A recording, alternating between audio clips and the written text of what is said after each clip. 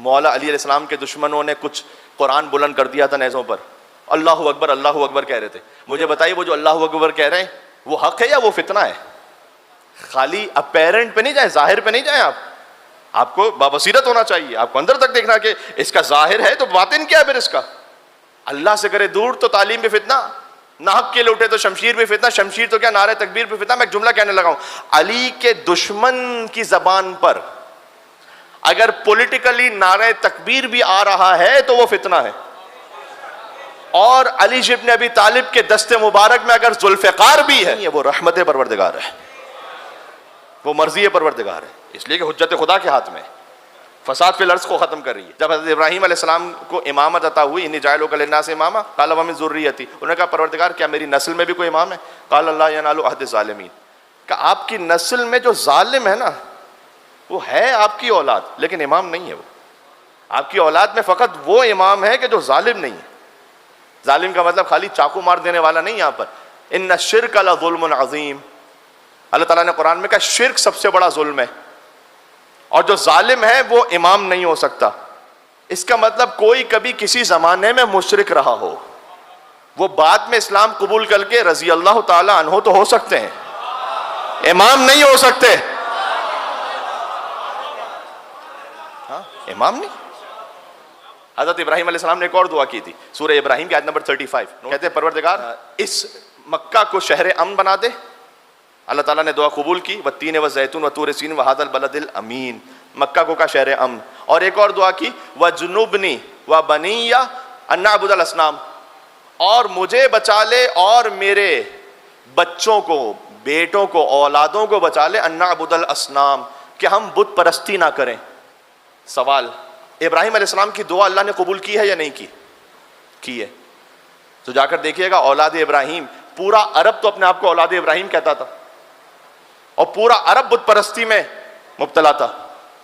تو حضرت ابراہیم علیہ السلام کہتے ہیں پروردگار میرے بچوں میں بت پرستی نہ آئے. تو پورا عرب کیسے بت پرستی کر رہا ہے؟ مسئلہ وہی ہے کہ بچے ہیں, اہل نہیں ہیں. سارے بچے اہل نہیں ہیں. عربوں کی بت پرستی جو نا ایک پورا ٹاپک ہے پڑھنے والا, ایک بڑا فیسینیٹنگ ٹاپک بھی ہے یہ, کہ وہ کیسے بت بناتے تھے, اس کا مقصد کیا ہوتا تھا. عربوں میں حضرت عدنان تک جو جنریشن پہنچی اسماعیل علیہ السلام سے, حضرت عدنان کے بعد عدنان کے 4 پوتے تھے, ربیعہ, مضر, ایاد اور انار. انار کے بارے میں کہا گیا کہ ان کی کوئی اولاد نہیں تھی. ایاد کے بارے میں کہا گیا کہ ان کی اولاد کا پتہ نہیں چلا کہ وہ کہاں جا کر سیٹل ہو گئی. جتنے حجاز میں, جو اس کو آج ہم سعودی عرب کہتے ہیں, وہاں پر جو کوئی تھا وہ یا ربیعہ کی اولاد میں سے تھا یا مضر کی اولاد میں سے تھا. ان میں سے ہر ایک پھر الگ سب قبیلے تھے, ان کے سینکڑوں قبیلے, اور ہر قبیلے کا اپنا اپنا بت تھا ایک. اچھا, سب سے پہلے عامر بن لہی بن حارثہ, اس نے سب سے بڑا بت حبل بنایا, اور حبل بنا کے رکھا اس نے, اور کہتا تھا اعلیٰ حبل, بلندی و حبل کے لیے. اور اس نے سارے قبیلوں سے کہا, اس لیے کہ ہر قبیلے کا سردار وہ پرستش کرواتا تھا اپنے قبیلے کو اپنے بت کی. تو اس نے یہ کہا کہ دیکھو تم اپنے اپنے بتوں کو تو پوجو, لیکن یہ سب سے بڑا بت ہے, اس پر اتحاد کرو. تو اس نے عربوں کا اتحاد قائم کیا بت پرستی پر. یہ بھی ذرا غور کیجئے گا, اتحاد, ہر اتحاد اچھا نہیں ہوتا. وہ دیکھنا ہے کہ آپ کس خاطر اتحاد ہو رہا ہے, کس سبب سے اتحاد ہو رہا ہے. تو وہ بت پرستی پر نے کہا کہ بھائی یہ سارے ہم سب متحد ہوں گے حبل کے نام پر. اسی نے ایک نائلہ بت بنایا, نائلہ دیوی تھی, فیمیل بت, وہ زمزم کے پاس نے رکھا جوان عورت کی صورت میں. ایک اصاف تھا, پھر یعوق شیر کی طرح تھا, یغوث گھوڑے کی طرح تھا, ود ایک جوان کی طرح تھا, پھر نصر ایک اور دیوی تھی. اس طرح کے بت الگ الگ قبیلوں کے بنتے گئے. اس طرح سے پھر ہر قبیلے نے کہا کہ ہمارا ایک پیچ اپ ہونا چاہیے کسی اور قبیلے کے ساتھ. تو اوس و خزرج وہ پوچھتے تھے عزا کو, اور قریش اور کنانا پوچھتے تھے منات کو, اور بنو ثقیف پوچھتے تھے لات کو. اس طرح سے ہر ایک کا اپنا اپنا اپنا ایک بت تھا پورا. اور جن کے پاس جگہ نہیں بچی تھی کہ وہ خانہ کعبہ میں بت رکھ سکیں, انہوں نے بت بنانے والوں سے یہ کہا تھا کہ چھوٹے چھوٹے سائز کے بت بناؤ, ہماری آستینوں میں ہوں, تو تاکہ بس ہم اسے جلدی سے نکال کر. اقبال نے ویسے ہی تھوڑی کہا تھا, اگرچہ بت ہیں جماعت کی آستینوں میں, مجھے ہے حکم ازاں لا الہ الا اللہ.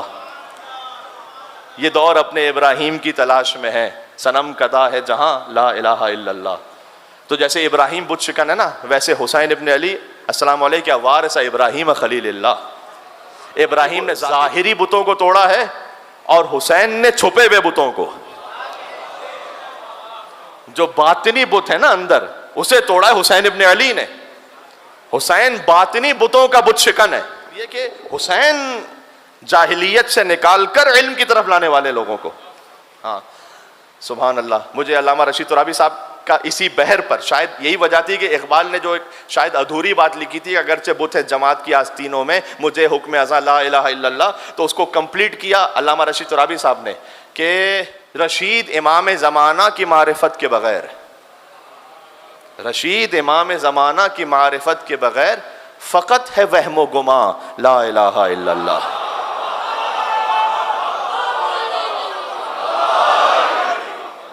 حضرت علامہ رشید ترابی صاحب کی روح کو ایصال ثواب کرتے ہوئے وہ کہتے ہیں کہ محمد و علی و فاطمہ حسین و حسن کدھر ہے کہکشاں لا الہ الا اللہ. خدا کی راہ میں کٹتی ہے یوں شب ہجرت, نفس نفس پہ جنا لا الہ الا اللہ. علی ایک ایک سانس میں جنت خرید رہے تھے. اچھا اب یہ جو سارے بت ہیں, مجھے ایمان سے بتائیے گا, آپ کو ہر قبیلے کا بت ملے گا اس کے نام کے ساتھ, اس کی شکل کے ساتھ. میں ممبر پر آنا چھوڑ دوں گا اگر کوئی میرا مسلمان بھائی یہ بتلا دے کہ ابو طالب کے یہاں پر کون سا بت تھا.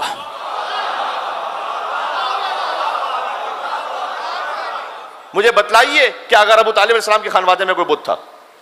اگر نہیں تھا تو مانو کہ جب پورا عرب بت پرست تھا, وہاں فقط علی کا باپ وہ تھا کہ جو موحد بھی تھا, اس لیے کہ بت شکن کا باپ تھا. اسی خاطر ہے کہ دعوت ذوالعشیرہ اللہ کا پیغام ہے نا, اللہ کا پیغام پہلا وہ اللہ کے گھر میں اناؤنسمنٹ ہونا چاہیے تھا, لیکن اللہ کے گھر میں اناؤنسمنٹ نہیں ہے, ابو طالب کے گھر میں اناؤنسمنٹ ہے.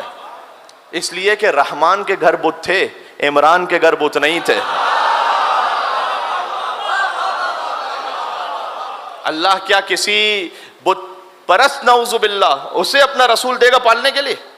تو اس لیے رحمان کے گھر بت تھے, عمران کے گھر بت نہیں تھے. جب حضرت ابو طالب نے پالا تو اللہ سبحانہ و تعالیٰ نے احسان بھی ادا کیا, الجزاء الاحسان الا الاحسان. عمران نے تھا احمد مختار کو پالا, سرکار نے پھر حیدر کرار کو پالا. کرار نے حسنین سے شاہکار کو پالا, ہر دور کے سردار نے سردار کو پالا. ایک پردہ توحید میں خود ڈھال رہا ہے اور مہدی کو حجابوں میں خدا پال رہا ہے. تو یہ پیور وہ سلسلہ ہے, السلام علیکم یا اہل بیت النبوہ, جہاں کبھی بھی بت پرستی نہیں رہی.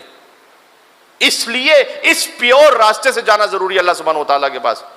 جانتے ہیں صحیح راستے سے اللہ کے پاس جانا کیوں ضروری ہے؟ ایک ترک کہاوت ہے, ٹرکش, کہ اگر آپ لومڑی سے دین سیکھیں گے نا تو ایک دن یقین کرنے لگیں گے کہ مرغیاں چرانا بھی ایک عبادت ہے.